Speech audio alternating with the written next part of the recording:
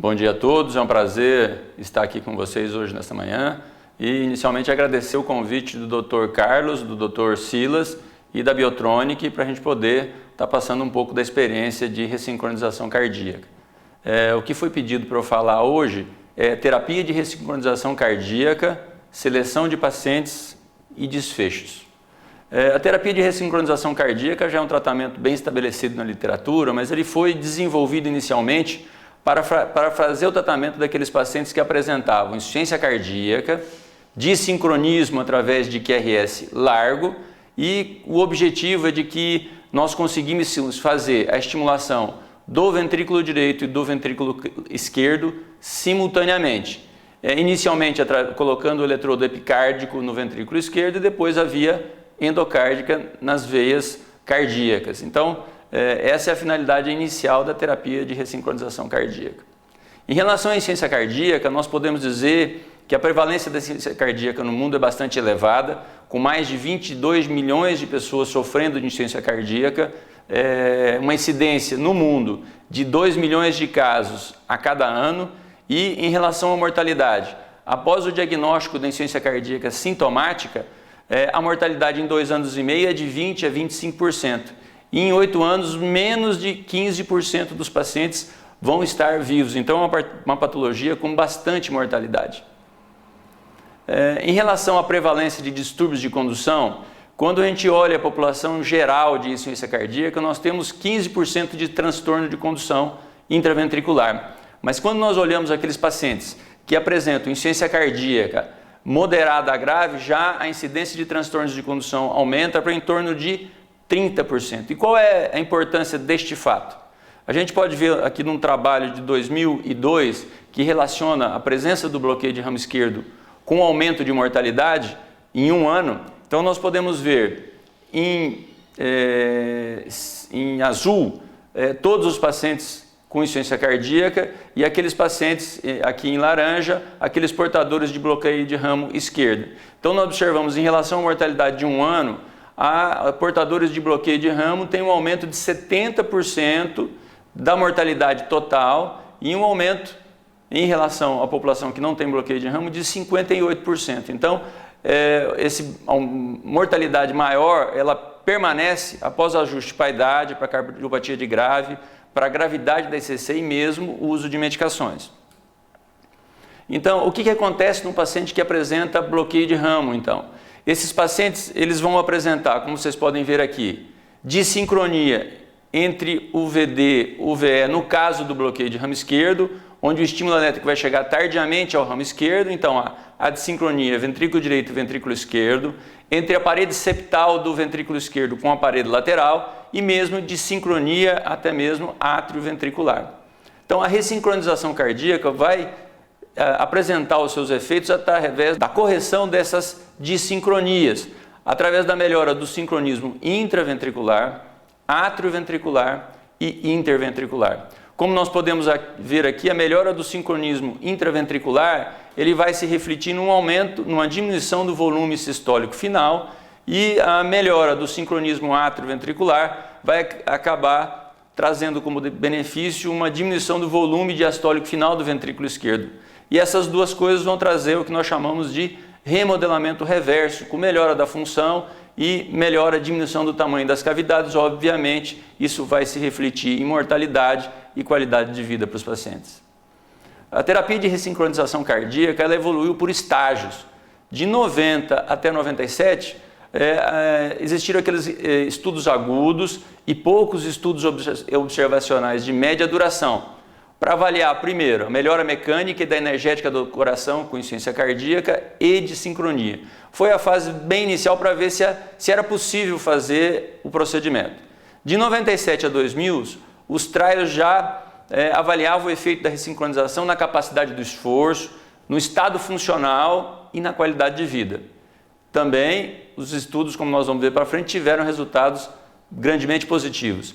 E finalmente, de 2000 até o momento atual, os trials randomizados de longa duração já avaliando endpoints mais duros, mortalidade e hospitalizações. É o estágio que nós nos encontramos hoje. Através daqueles estudos da segunda fase do segundo estágio da ressincronização, a ressincronização cardíaca ela foi aceita nos guidelines da Sociedade Americana e Europeia e inicialmente ele começou, as indicações foram indicação de classe 2A. E o que o paciente precisava ter? INCC refratária a tratamento clínico otimizado, classe funcional 3 e 4, cardiopatia isquêmica ou dilatada, não isquêmica, um QRS alargado de duração maior ou igual a 130, veja que não se falava em bloqueio de ramo esquerdo ou direito, a fração de ejeção menor ou igual a 0,35 e naquela época ainda utilizava o diâmetro diastólico final do ventrículo esquerdo maior ou igual a 55. Com esse grupo, com essas, vamos dizer assim, com essas variáveis para escolher o paciente, 70% dos pacientes respondiam à cirurgia e 30% não apresentavam uma boa resposta clínica.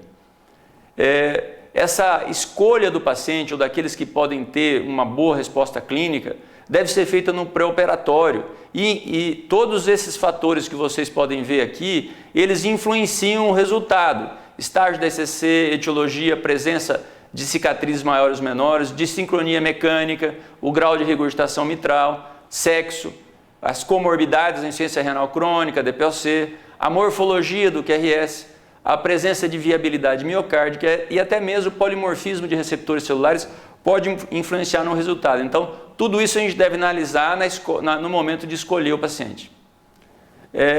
Mais de 6 mil pacientes já foram avaliados em terapia de ressincronização em classe 2 a 4 da New York Heart Association, demonstrando então resultados consistentes já, que a gente vai ver mais para frente detalhadamente isso. Melhora dos sintomas da insuficiência cardíaca, aumento da tolerância aos exercícios, melhora da qualidade de vida, diminuindo o número e a duração das hospitalizações, promovendo o remodelamento reverso e, finalmente, nos últimos estudos, reduzindo o risco de morte. Tudo isso já está bastante comprovado na literatura. Nos guidelines de insuficiência cardíaca para fração de ejeção reduzida, como é que é o tratamento e como é que nós vamos fazer a escolha daqueles pacientes que podem vir a necessitar da ressincronização cardíaca? Como nós já sabemos, o tratamento da insuficiência cardíaca, ele se inicia com o uso de diuréticos para diminuir o edema e os sintomas congestivos, passa para a administração de inibidor de enzima conversora da angiotensina ou inibidor de receptor de angiotensina, mais o beta-bloqueador em doses plenas.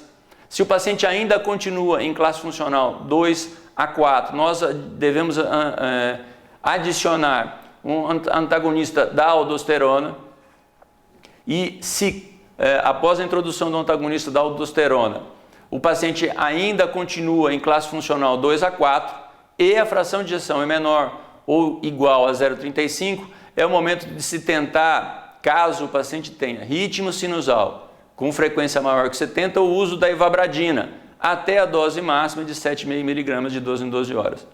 Bom, se a esse nível, com essas medicações que são clássicas, o paciente ainda persiste em classe funcional 2 a 4 e a fração de ejeção menor ou igual a 0,35, nós devemos nesse momento buscar o QRS e caso haja QRS largo, indicativo de dissincronia, esse é o momento que nós devemos então discutir a possibilidade da ressincronização isolada ou mesmo associada ao desfibrilador.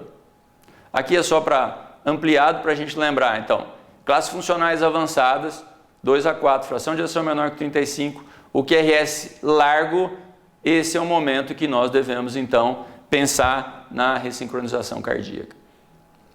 Aqui para a gente ter uma ideia, principalmente esses estudos que nós estamos vendo aqui são estudos daquela fase 2, do estágio 2 dos estudos em relação à ressincronização cardíaca.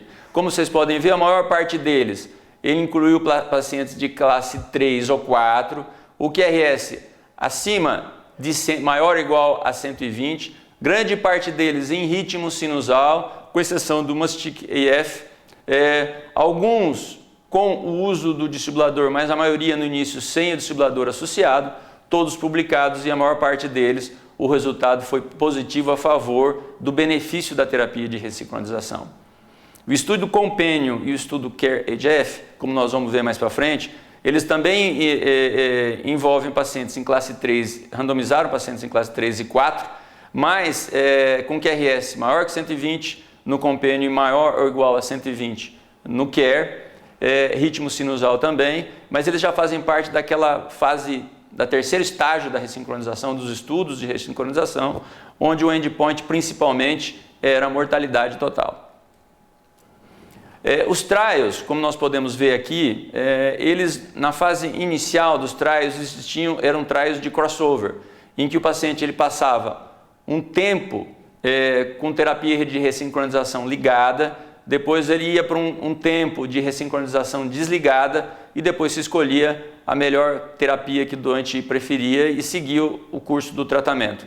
Vocês veem que os estudos iniciais têm pequenas amostras, poucos pacientes, classe funcional, a maior parte deles 3 e 4, os isquêmicos atingindo quase metade dos pacientes e a fração de ejeção bastante reduzida.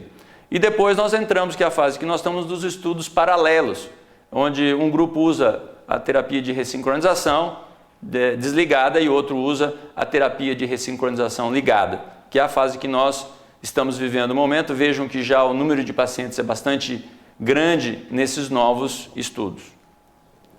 O sumário daqueles estudos de fase do segundo estágio da ressincronização são esses que nós podemos ver aqui e os resultados globalmente. Em relação à melhora de qualidade de vida, praticamente todos tiveram melhora da qualidade de vida. A melhora de pelo menos uma classe funcional de CC também ocorreu na maior parte dos estudos. Houve melhora no teste de caminhada, desculpem.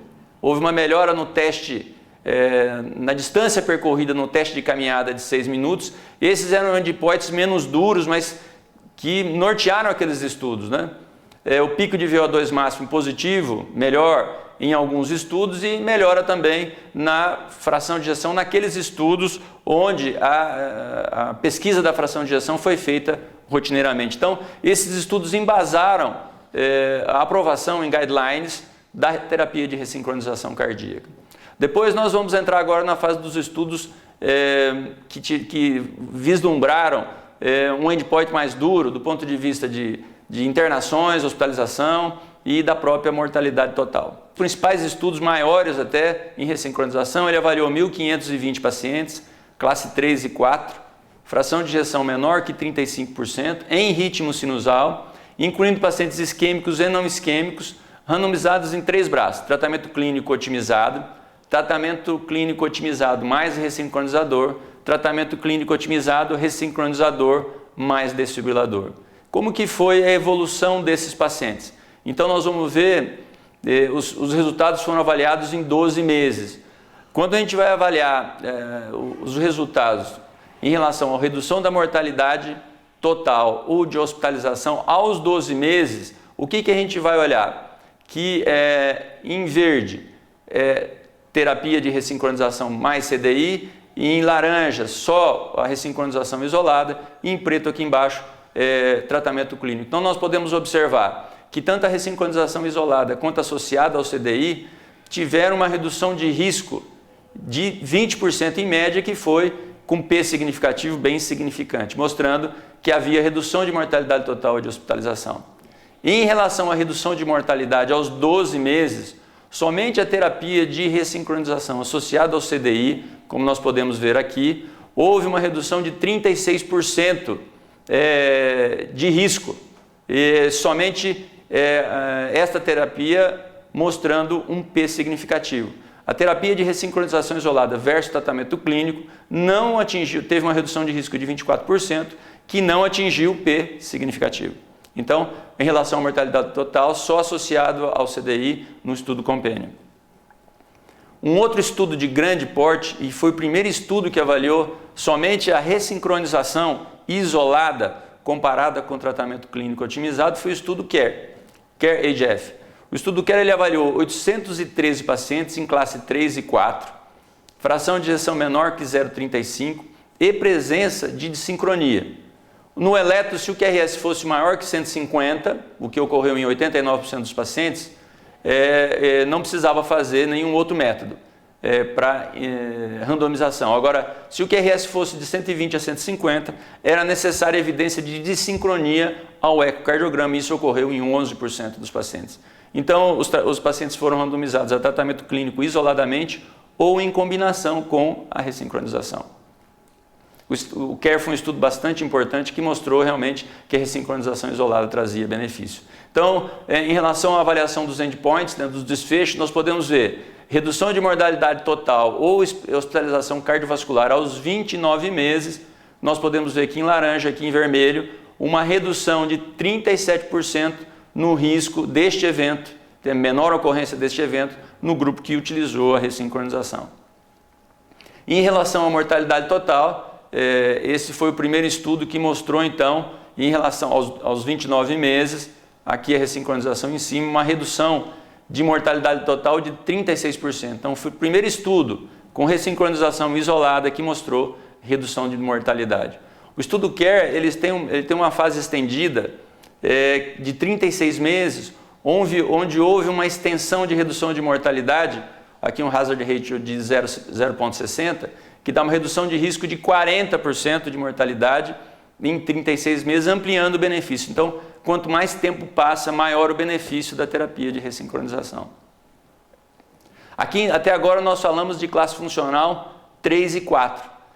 Recentemente, 3 importantes trials que avaliaram pacientes com menor classe funcional foram apresentados na literatura. Lembre, se a ressincronização funcional para pacientes mais graves, será que ela ia também ter o mesmo benefício para pacientes menos graves? É isso que esses trabalhos vão responder para a gente. O estudo REVERSE, publicado em 2008, o estudo do MADE-CRT, publicado em 2009, e o estudo RAFT, publicado em 2010. Nós vamos fazer um resumo comparativo desses 3 estudos. O estudo REVERSE, ele teve uma fase que tinha pacientes dos Estados Unidos e europeia, a fase global, que tinha todos os pacientes, 610 pacientes, e a fase europeia com 262 pacientes. A diferença é que a fase europeia teve um segmento de 24 meses e a fase total, que incluía todos os pacientes, de apenas 12 meses. O estudo MADE-CRT, 1.820 pacientes, e o estudo RAFT, 1.798 pacientes. Vejam que o número de pacientes é bastante grande. Classe funcional 1 e 2 no MADE no REVERSE e de 2 para 3 no RAFT. Endpoint primário no REVERSE era um score composto de ICC clínica. No MADE, evento de falência cardíaca ou morte, e no RAFT, hospitalização por ICC ou mortalidade. E a intervenção no REVERSE era ressincronização associada ao CDI ou isolada versus não ressincronização. No estudo MADE era CRTD versus CDI, e no RAFT também CRT associado a CDI versus CDI isoladamente. O tempo de segmento, 12 meses no REVERSE, REVERSE europeu 24, 28 meses no MADE e 40 meses no RAFT. Vejam que 82%, em torno de 80% dos pacientes estavam em classe funcional 2. A fração de ejeção, se a gente puder ver aqui, em torno de 25, 26%. E em relação aos endpoints, internação por insuficiência cardíaca ou morte, nos 3 estudos REVERSE, MADE e RAFT, houve resultados significativos de redução desses endpoints. Em relação à hospitalização por ICC, também nos 3 estudos houve um P significativo, uma redução importante nesses eventos. Porém, quando nós vamos para o endpoint mortalidade, apenas o estudo RAFT mostrou uma redução de mortalidade, os outros 2 não mostrou. Mas o RAFT foi o primeiro estudo em classe funcional 1 e 2 a mostrar redução da mortalidade igual a gente já tinha visto nos pacientes com classes funcionais mais avançadas. O estudo MADE ele teve uma extensão de 7 anos, e como a gente pode ver aqui, aos 7 anos, quando a gente compara os pacientes com bloqueio de ramo esquerdo e os pacientes sem bloqueio de ramo esquerdo, então, aos 7 anos, nos pacientes com bloqueio de ramo esquerdo, houve uma redução de 41% na mortalidade no grupo que usou a ressincronização ligada, associada ao CDI, corroborando aqueles resultados que o HEFT já tinha mostrado. Então, quando a evolução é mais longa e o paciente tem bloqueio de ramo esquerdo, o benefício ocorre e a redução da mortalidade ocorre também no MEDIT CRT. Esses aqui são dados do reverse, mas eles também foram observados no MEDIT e no HAFT. Houve uma redução no volume sistólico final com a ressincronização, uma redução do diâmetro diastólico final e uma melhora na fração de ejeção. Isso é observado nesses dois outros estudos também. E os resultados são melhores nos 3 estudos, naqueles pacientes portadores de bloqueio de ramo esquerdo e naqueles que têm o QRS maior ou igual a 150. Então, que isso é o que está se observando na literatura, aqueles pacientes que têm QRS mais largo e que apresentam bloqueio de ramo esquerdo são aqueles que apresentam uma melhor resposta. Então, baseado na análise de todos esses estudos, os guidelines, tanto europeu quanto americano, foram atualizados recentemente. O guideline americano foi atualizado em 2012. Lembre que a gente falava em classe 2A de indicação para paciente de classe funcional 3 e 4. E baseado nesses novos estudos, no estudo americano, o guideline americano, ele limita a classe 1 para pacientes que têm o QRS maior ou igual a 150 e naqueles portadores de bloqueio de ramo esquerdo, o que foi que os últimos estudos mostraram ser os maiores beneficiados. Expande uma indicação de classe 1 agora também para aqueles pacientes portadores de classe funcional 2, baseado nesses 3 estudos últimos que eu mostrei. Tem uma indicação de classe 2A para aqueles pacientes com bloqueio de ramo esquerdo, com QRS intermediário, 120 a 149, fração de ejeção menor ou igual a 0,35, ritmo sinusal e classes 2, 3 e 4. O estudo americano, ele apresenta uma adição de uma classe 2B de recomendação para pacientes isquêmicos, classe 1 da insuficiência cardíaca, fração de ejeção menor que 30%, bloqueio de ramo esquerdo com QRS de 150, maior ou igual a 150 e ritmo sinusal. Essa recomendação não existe na diretriz europeia, como nós vamos ver. Então, a diretriz europeia ela foi publicada em 2013 e traz algumas coisas diferentes. É classe 1. Indicação classe 1, onde não há dúvida da indicação, todos concordam. Bloqueio de ramo esquerdo e QRS maior ou igual a 150, classe funcional 2, 3 e 4. É classe 1 também se o paciente apresentar bloqueio de ramo esquerdo, um QRS entre 120 e 150 intermediário, em classes funcionais 2, 3 e 4. E uma classe de indicação 2A com morfologia não bloqueio de ramo esquerdo, com QRS acima de 150, de classe funcional de 2 a 4. E classe 2B de indicação naqueles pacientes portadores de bloqueio de ramo esquerdo, de QRS 120 a 150, em classes funcionais também de 2 a 4. Então, como eu já citei, não há indicação classe 2B de recomendação para isquêmicos em classe 1 no guideline da Sociedade Europeia. Ela é um pouco mais restritiva. E, finalmente, as diretrizes brasileiras são de 2007, estão extremamente defasadas e estão precisando de uma atualização urgente. Nós estamos, para vocês terem uma ideia, na classe 1, incluía pacientes com fração de ejeção menor que 35, ritmo sinusal e classe funcional 3 e 4 e QRS acima de 150. E uma segunda indicação de classe 1, os pacientes que têm QRS bloqueio de ramo esquerdo, QRS de 120 a 150, fração de ejeção menor ou igual a 0,35, ritmo sinusal e com comprovação de desincronismo por imagem, dados esses que já não são mais utilizados na literatura. Então, a diretriz brasileira, na realidade, está precisando de uma atualização para incluir esses estudos mais modernos e classe 2. Então, nós podemos ter, finalmente, uma avaliação de como escolher adequadamente os pacientes que vão ser submetidos à ressincronização e que o resultado que a gente vai encontrar em termos de desfecho, ele é completamente dependente da escolha adequada que nós fizermos a esse paciente. Muito obrigado.